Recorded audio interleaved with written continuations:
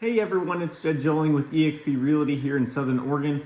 Today is Tuesday, March 5th, and I have a Southern Oregon market update for you, and we're going to go over this last week's activity as well as the month of February. We're going to kind of wrap that up and show you what the stats are there. So currently in the residential category, we have 889 single family homes listed active on the market. The same time last year, we were at 796, so we are up a bit from where we were then. This previous week, we had 99 new listings hit the market, 97 went pending, 69 closed, and 34 off the market due to expired or canceled listing contracts. In comparison to our 4-week average, we are up 15 and 3/4 on the new listing count. We are up 12 and a half on the pending listing count, and we were up 14 and a quarter on the closed listing count. So overall, really strong numbers in comparison to the 4-week average. In comparison to the same week last year, we were up 4% on the new count, up 20% on the pending count, and up 4% on the closed count. So even with the crazy weather that we've had up here, if you aren't in the area, we've had a lot of snow and rain and just weather since about last Wednesday, Thursday. And even despite this weather, we've still seen a quite impressive amount of new listings and pending listings, especially in this last week, given that there was a lot of places that had snow on the road, and we've had snow plows out and several places without power. So I'm quite impressed to see that we had that many new listings and pending listings with this weather. All of this currently brings us to a current inventory of 3.7 months. The mortgage rates right now on a 30-year national, the national average for a 30-year fixed conventional is 7.03%. And that national average for a 30-year fixed FHA is at 7.56%. A year ago today, that conventional was at 6.97 and that FHA was at 6.39. March 20th is the next Fed meeting. The expectation at this point in time is that they're going to leave the Fed funds rate the same. They're going to leave it unchanged, and that's just due to the economic data that they have been seeing. But we will see our inflation report come out March 12th, which is next week. So hopefully it's not like January's where it was higher than expected, because that definitely had a negative impact on our mortgage rates. Going to February, so the stats for the month of February, our average cumulative days on market, this is for Jackson County, was 67 days on market. For 2023 for February, it was 65. So we're just a couple days more than we were seeing last year.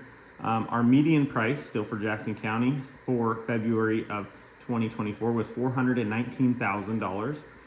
That's up $9,000 from 2023, which was $410,000 for February of 2023. Our average sales price for February of 2024 was $462,778. And in 2023, we were at $454,888. Our sale price to the sale price ratio to our original list price ratio for Jackson County in February was 95.5%. Our absorption rate, or like our inventory rate, was at 3 months. In February of 2023, it was at 2.21 months. So we definitely have a little bit more inventory than we did last year. For Josephine County, our average cumulative days on market was at 97 days this year for February, up a bit from February of 2023, which was 81 days on the market. Our median sale price for Josephine County, $380,000 for February. For last year, February 2023, we were at $365,000, so that is up $15,000. Our average sales price, though, for Josephine County in 2024 February, $419,619, and in February of 2023, it was $427,290. So we are down about $8,000 on that number. The sale ratio to the original list price is 93.7%. So basically what that means is if your original list price was $100,000 on average, that was selling for $93,700. You can do the math on, different numbers using that number at 93.7%. Our absorption rate for Josephine County was at 3.64 months, and last year, February of 2023, it was 2.89 months. Our year over year sold listings for February was up just over 9.5%. which is the second positive month we've seen in a row. January was positive. I believe that was closer to like 19% year over year. So we before that we hadn't seen any positive months for quite some time. I think it was from all the way back to like May of 2022, I believe. So it was quite some time. So good stats. We saw a lot of business happen this last week, even despite the weather. Things are still picking up. We're really hoping that we see these rates start coming down this year. They were on their way down, and then with a negative inflation report in January, they've been on their way back up, and they are starting to settle back down a little bit, but not much, not enough to make a big difference for buyers that have been waiting on the sidelines. And there certainly are a lot of buyers waiting on the sidelines for those lower rates.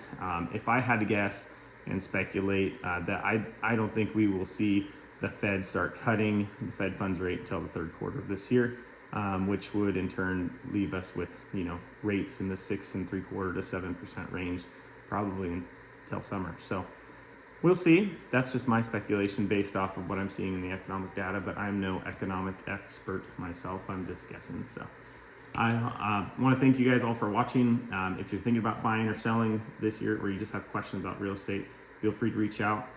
You can call me, you can text me. My phone number is 541-761-7770. I hope you all have a great rest of the week and stay dry if you're out there in the rain or the snow. Thank you for watching.